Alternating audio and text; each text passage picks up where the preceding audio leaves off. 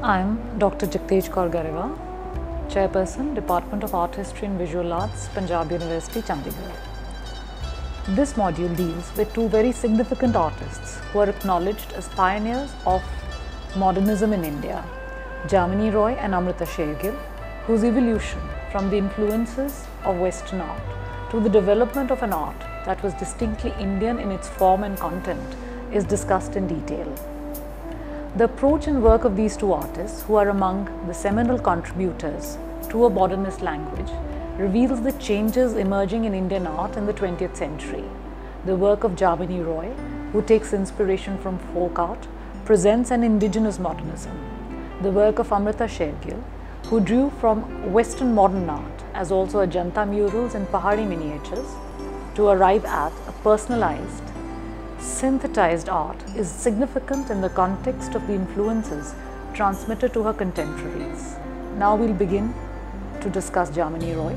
Among the celebrated masters of the modernist approach in the 20th century is Jamini Roy. He hailed from a village in the Bankura district and belonged to a minor landlord family. His early upbringing in rural Bengal did foster his familiarity with the tribals of the area who featured in his early work, and also made it easier for him to return to his roots in art and life later. He joined the art school in Kolkata in 1906 and trained in academic art, in which he gained great proficiency.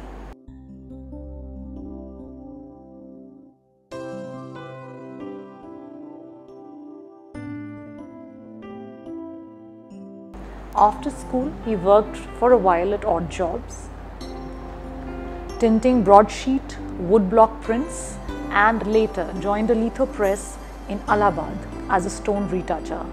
On his return to Kolkata, he worked as a portraitist and painted landscapes. His early work was in the academic style. By this time, he also began to strive for a personal style, initially along the lines of the Impressionists and Forms.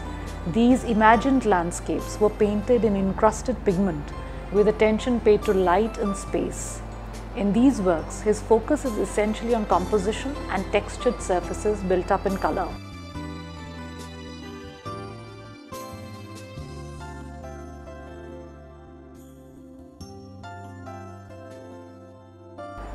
Krishna Chaitanya is of the opinion that a fresh evaluation of these works is needed, as in the general alienation from everything Western, these works were too easily dismissed.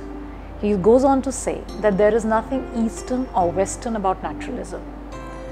In the early phase, he also painted works in watercolors, oils and tempera, in which the themes were the same as that of the revivalists: woman at her toilet, mother and child, people at worship, though the style was not the same.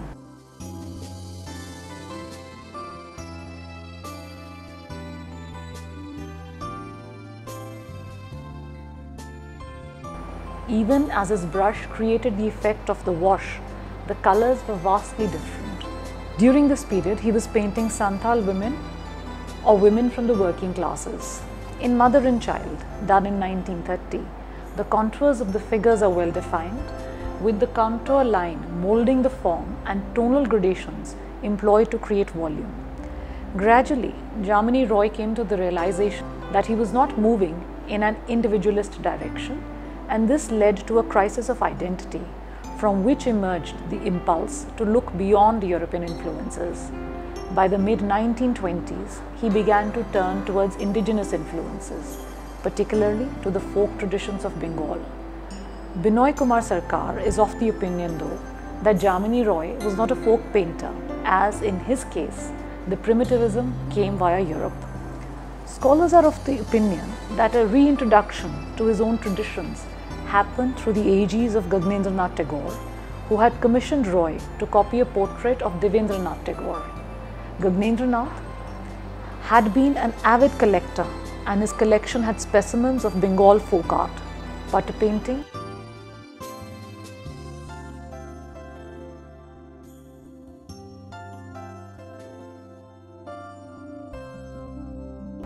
Kalighat paintings,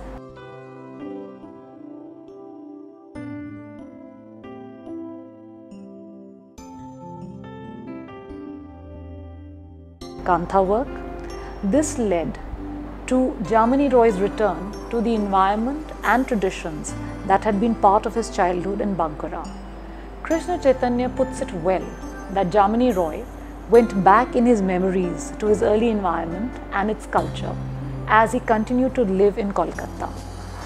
This marked the most original and productive phase of his career. His practice was now derived from the village craftsman. He gave up canvas and began to prepare his own painting surfaces out of cloth, wood and mats that were coated with lime. He began to use tempera colors instead of oils, and the pigments were mineral or vegetable color. Krishna Chaitanya states that the colors were usually limited to 7: Indian red, yellow ochre, cadmium green, vermilion, grey, blue and white. Of these, the first 4 were obtained from local rock dust, vermilion was made from sindoor, grey was alluvial mud, blue from indigo, white from common chalk, lamp, black was black. The priming of the cloth was done with mixture of mud and cow dung, followed by a coat of lime wash. An issue that arose out of these practices later was the relative instability of the surface, leading to a deterioration of the work. His forms and motifs now came to be derived from folk motifs. Inspiration was taken from Patta paintings, toys of Bankura and Kalighat paintings, as seen in the large eyes, large head and frontal aspect of the figures, as also the bold simplicity, linear rhythm and lyricism in his work. Partha-mitra records that soon he was to reject Kalighat artists for having lost the rural ideal, as they were based in an urban environment, and that by the mid-1920s, he had embarked on his epic journey to the Bengal countryside to collect folk paintings and to learn from the folk painters. As his art began to evolve, 3 phases are identified. In his earliest adaptations from the folk influences, he created simple forms that were derived from Kalighat paintings. There are paintings such as Cat with Fish in Mouth, closely based on Kalighat works. Even the depiction of women draped to draw attention to the contour, the sweeping line defining form and the rhythm of the line are derived from Kalighat works. Roy's work, though, has greater elegance. His forms acquire a stylization and do not exhibit the monumentality seen in Kalighat painting. His early work also has almost no color. In these, in his aim for formal simplicity, he emphasized line at the expense of color, and he concentrated on primary colors as stated by Partha-mitra.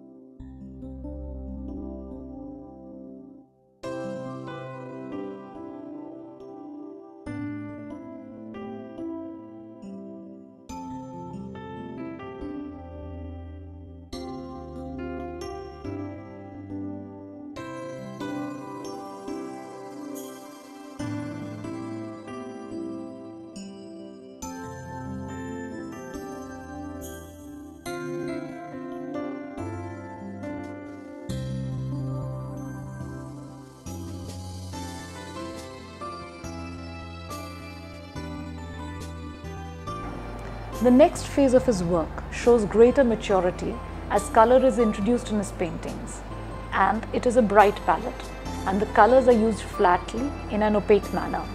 The forms are now more emphatically defined by strong black lines. A degree of detail and delicacy are brought in through the use of dots and lines used in decorative patterns, usually in black, vermilion or white.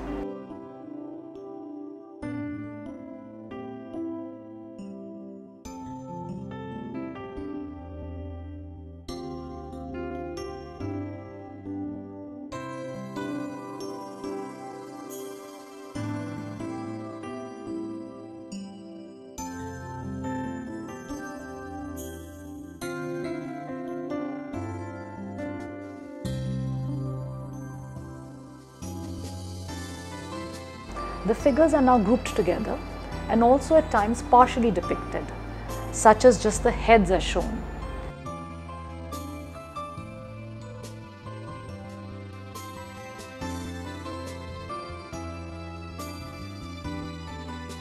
Space in his paintings does not exist, as all elements are grouped together in the frontal plane.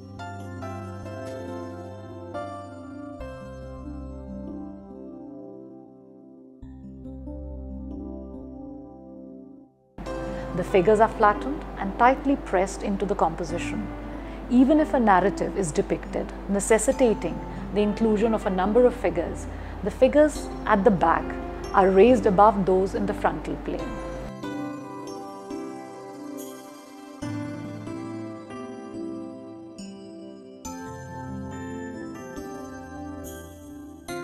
In the last phase, the brightness of the color palette and its color range reduces considerably, marking a return to a colorless, subdued palette.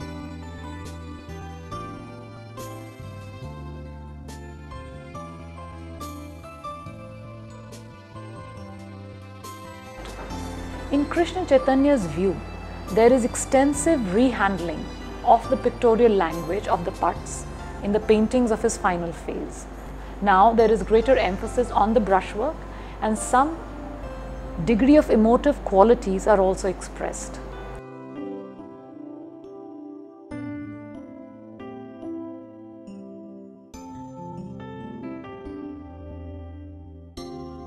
By about 1935, Roy's work had begun to be noticed.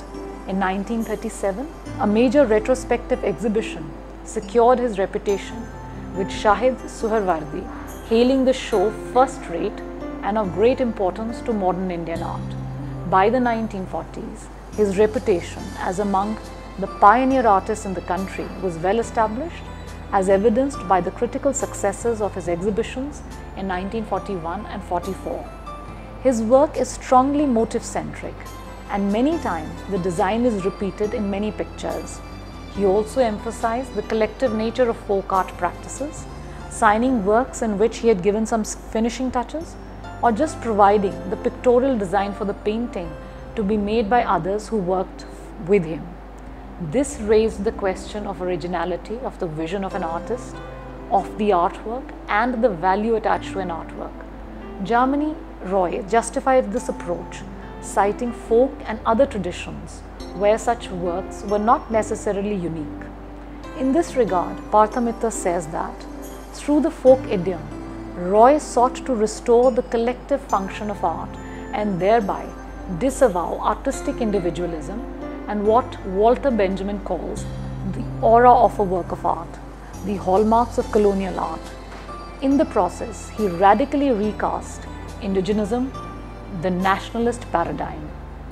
He also goes on to underline how in the 1920s, the definition of nationhood had begun to shift from the pan-Indian to the local, and that Jamini Roy's art presents the most radical expression of local identity in opposition to the pan-Indian historicism of the Bengal school, and how he employed the notion of the village community as a weapon of resistance to colonial rule. Now we come to the next artist under discussion in this module, Amrita Sher-Gil.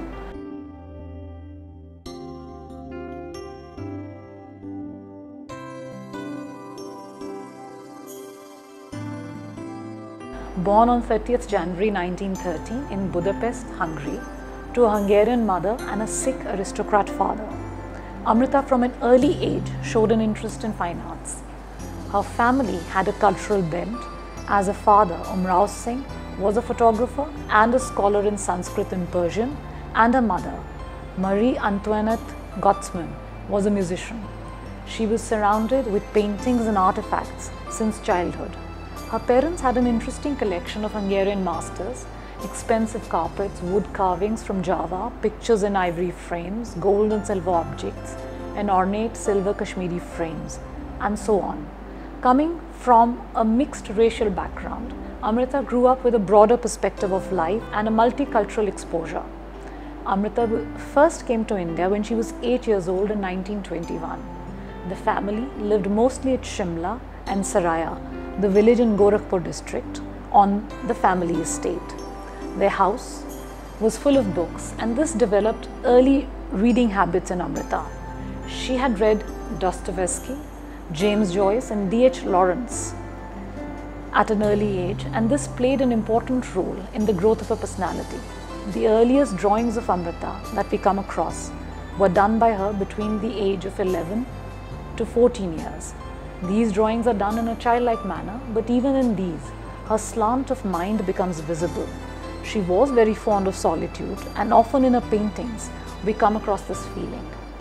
In letters to her cousin and future husband, Victor Egan, from 1931 to 35, she writes about her solitary nature, which was apparent to her parents and a cause of concern. She had an introspective mind, which is also reflected in her paintings. Amrita's personality is quite visible in her works.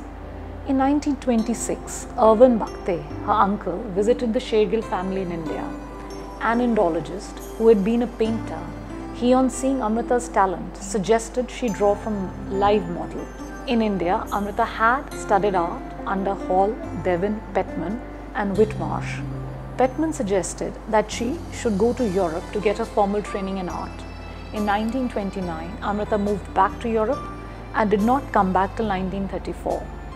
In Europe, she went to Paris, where initially she learned art at the Académie de la Grande Chaumière under Professor Pierre Vaillant, and later in 1930 joined École Nationale des Beaux-Arts.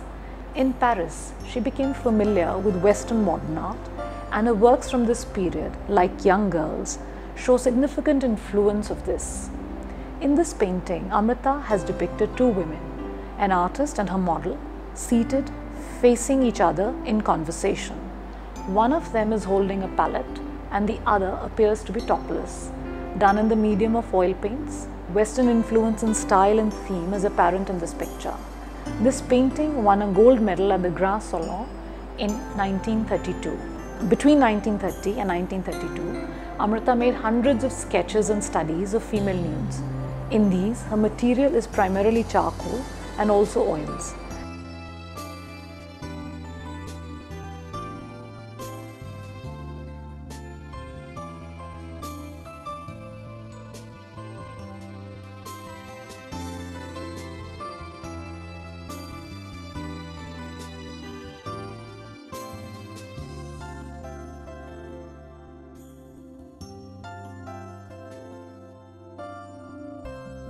She also painted self-portraits and portraits of her sister and other people around her. In one of her letters to Victor, she mentions about painting her sister Indu and a good nude. There is a similarity of effect in the figure studies and her self-portraits, including nude self-portraits. She repeatedly painted Marie-Louise, a middle-aged model with whom she shared a studio in Paris. In the depictions of Marie, a feeling of ennui comes across. Amrita was a great admirer of the Hungarian poet Adi. His theme of death and fleeting time were transposed onto her paintings. When she was in Paris, most of the major art movements of the early 20th century, like Post-Impressionism, Fauvism, Cubism, Surrealism, etc., had taken place. Out of it all, the most impact on her was of the Post-Impressionists, especially of Gauguin's sonorous colors and Cézanne's concern with pure form. Both these were in tune with her and she turned to them instinctively. During a stay in Paris, her work shows the search for pure form and pure orientation of colors. She wanted to create paintings in which there was no other concern other than pure harmonious quality. This is the European in her, and being an Indian, she wanted significant content as well. This remains a dilemma and the major characteristic of her paintings. For content, she turned to India and wrote, "Europe belonged to Paris, Matisse and Braque, where India belongs only to me." She also said, "I want to come to India to describe the life of the poor Indians, not the picture card poor, but tiller of the land." Amrita, in a sense, has a humanistic concern which derives from Western thinking. She also found another excuse to come to India by describing Europe as cold and deprived of color, and finally came back in 1934. She believed her destiny as a painter lay in India. Her homecoming words show she was immediately touched by the dark bodies, sad faces, incredibly thin men and women who move silently, looking almost like silhouettes, and over which an indefinable melancholy reigns. On coming back in her first year in India, she painted a large number of portraits of her family and friends, which can be seen in works such as The Three Sisters.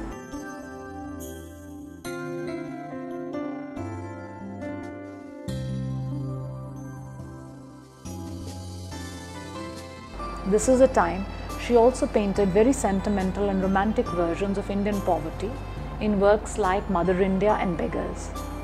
Shimla was the main place of her stay in India, and she found a lot of inspiration there and worked with great intensity.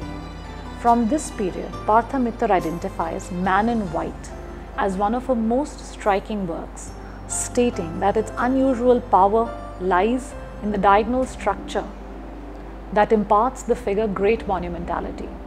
In these works, he finds a flat style reminiscent of Gauguin, as seen also in some of her significant works like Hillmen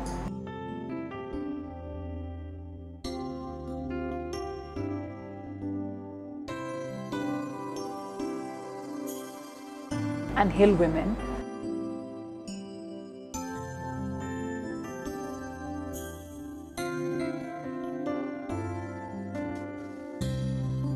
that were painted during her stay in Shimla around 1935. There is a statesque quality in these figures. They are reduced to geometric shapes, but soft lines of drapery gentle the forms. During this time, she also developed a specific facial type, with oblong faces with very soulful eyes.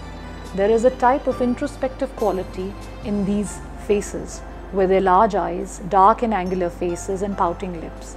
It is almost as if she identifies this face with her own feelings. In these figures, she's achieved a simplicity of forms and a bold stylization. This facial type would be seen in much of her works till 1937. Amrita also started to paint in transparent glazes, placed one on other almost like watercolors. In 1936, she travelled to Bombay, where she met Karl Khandalwal. He showed her Rajasthani and Pahari miniatures, especially Basoli miniatures. She was dazzled by these and was impressed by their aesthetic ethos. It was as if her eyes were opened to Indian aesthetics. A seed was sown at that time, which greatly enriched her work later. When she visited Ajanta in Ellora, she said, "Revelations, Ellora magnificent, Ajanta curiously subtle and fascinating. I have for the first time since my return to India learned something from somebody else's work." In 1937, she visited South India, Hyderabad, Trivandrum, Cochin and Madurai. There she saw sculptures, performances of Kathakali. Her entire concept was changed by this journey.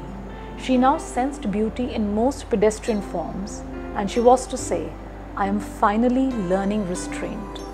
Before this, she had been too emotionally involved in the subject, especially to portray the essence of the subject. During the tour, she painted a small work, Fruit Vendors,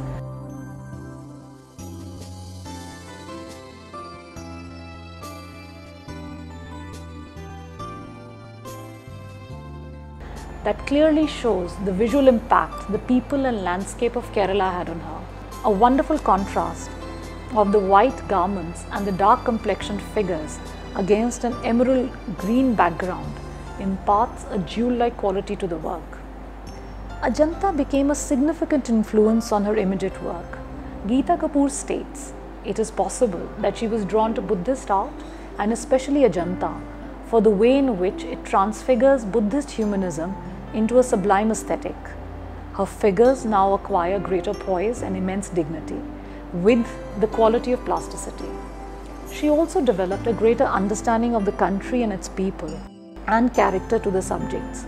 As Geeta Kapoor states, now the mode of stylization also becomes a mode of interpreting a given subject, which constitutes the content of the work. This is visible in some of her finest paintings done in 1937. The Bride's Toilet,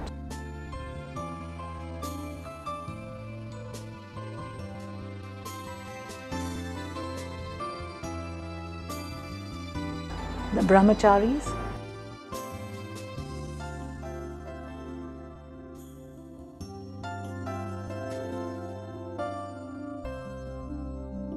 and South Indian villagers going to the market.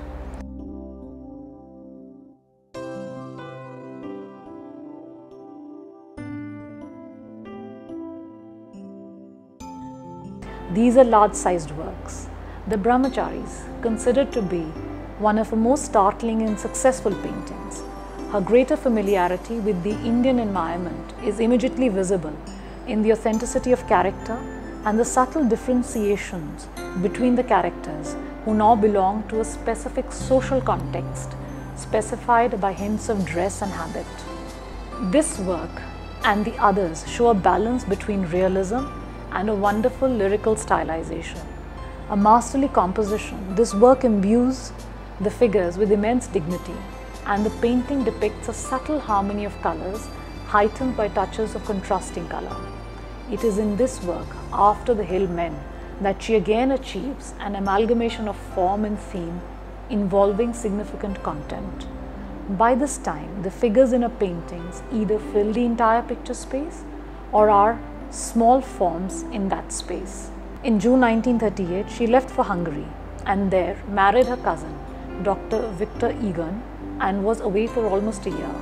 There she continued to work, and what is immensely interesting is that these works are different from the work she was doing in India, as these exhibit a European character in color, mood and sensibility, though different from her earlier work in Paris.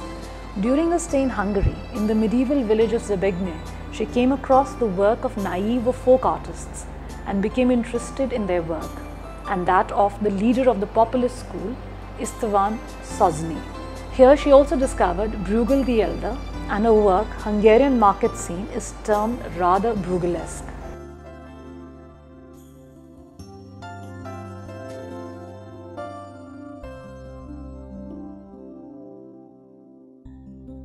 On her return, she visited Ceylon and then Mahabalipuram and Mathura, where she saw Kushan sculptures. Initially, she and her husband stayed at Saraya in Gorakhpur, and she became involved in the cloistered life of the women in the feudal setup. The important paintings of the last phase were done mostly in 1940 and include works such as Woman Resting on Charpai,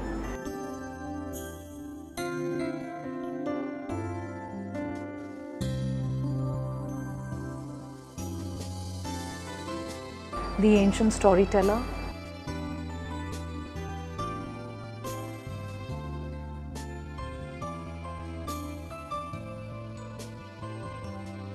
The Bride, Elephant Promenade, Haldi Grinders,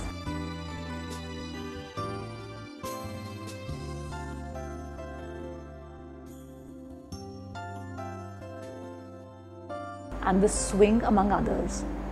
In Woman Resting on Charpai, the figure fills almost the entire picture plane. Geeta Kapoor states that even as we look down at her, the restful pose reflects an inner turmoil of suppressed desires. She terms it to be a consciousness of the restraints imposed on her by the social environment. By this time, the influence of the Indian miniatures, particularly of the Basoli school, had brought a greater intensity to her palette, seen in the jewel-like warm reds and oranges employed.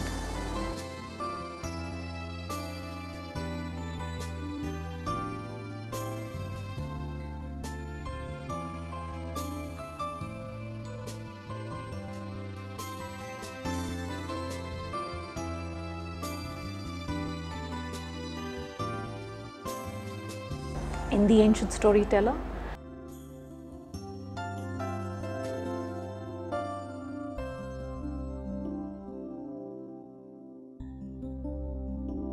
the figures are small in size in the courtyard, the walls of which are defined by the use of brilliant white that frames the scene.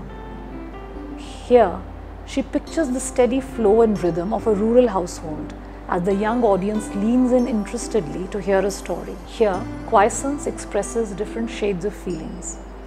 Amrita had a great love for pure color, and in Indian painting, that is what appealed to her senses the most.